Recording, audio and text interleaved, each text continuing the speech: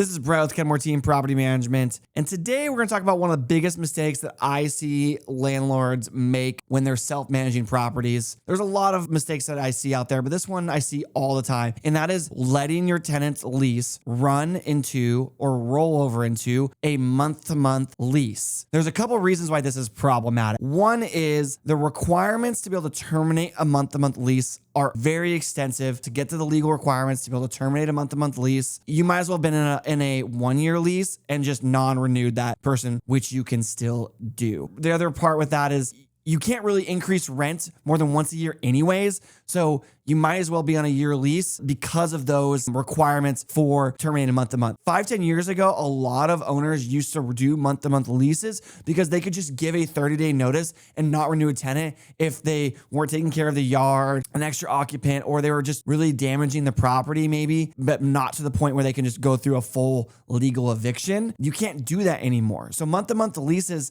are basically they're not even worth it. So you might as well be on a year lease and lock that tenant in as well, because the other downside to a month-to-month lease is a tenant can still leave whenever they want, but you can't get rid of a tenant whenever you want. So lock a tenant in, make them obligated to a contract for a year. It's going to be the best situation for you as a landlord. Now, if you have questions about your exact lease situation, you want a lease audit or me to go through your properties in any way, give me a call, give me an email, contact me. I'd love to talk to you about that. Brett with Kenmore Team Property Management.